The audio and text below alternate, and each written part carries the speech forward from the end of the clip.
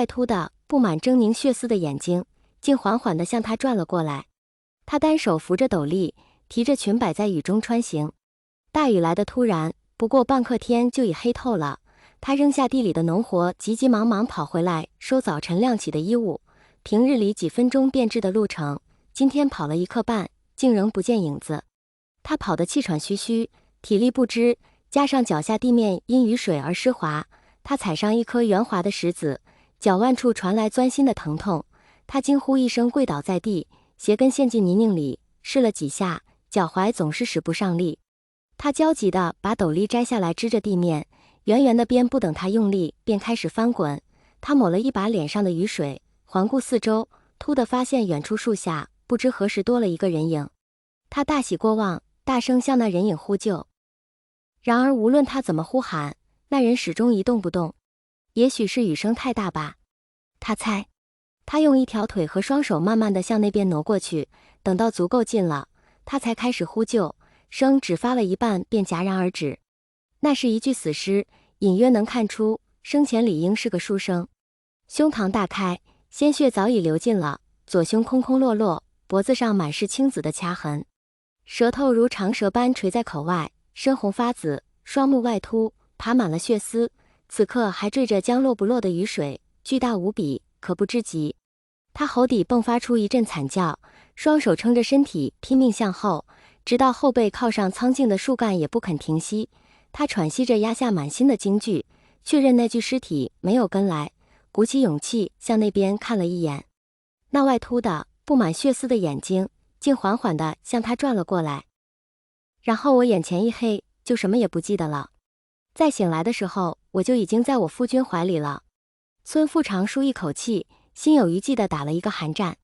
先师，我家娘子就记得这些了。您看，这最近的丧事跟这个死人是不是有关系？男人弯着腰陪笑，小心翼翼地问。是啊，先师。我家大哥的死是不是这邪乎玩意干的？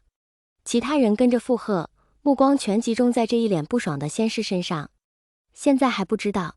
先师皱眉，不过多半是一般走失作祟了，不是大事。那就太好了。男人松了一口气。那先师，您准备什么时候？他话没说完，只眼巴巴地看着眼前这年纪极轻的小少年。就今晚吧。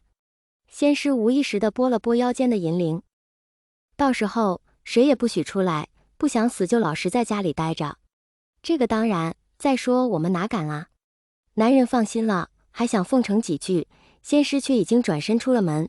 他一句话憋在嘴里，到底还是没说出来。架子真大，不就是修过几天仙吗？看着还没我儿子大呢。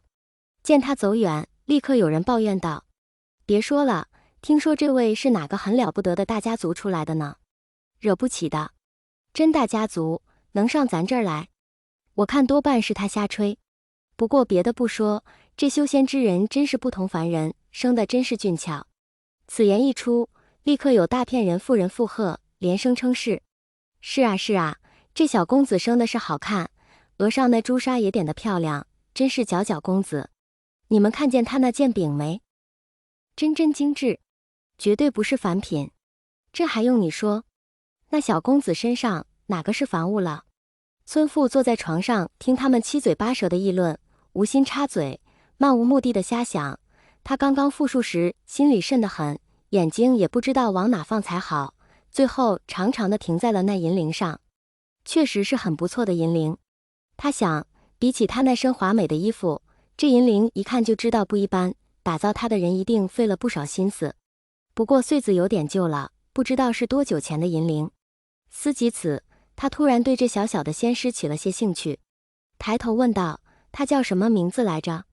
人群静默了一瞬，才有一个村妇迟疑的开口，好像叫金鳞、金铃、金如兰。他斩钉截铁地说：对，就是这个名字。金铃烦躁得很。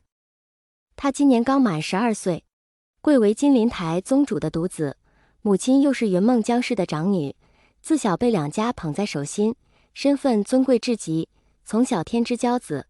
眼见同龄人都能自己除妖了，他还不曾亲手掌过什么鬼怪，他心里急得很，总算磨通双亲舅舅让自己出门夜猎，当晚便喜不自胜地跑出来，听闻这一片有邪祟作乱赶来，不想被一群乡野莽夫围着，耐着性子听好了半天，结果果真没什么稀奇，平常走势罢了。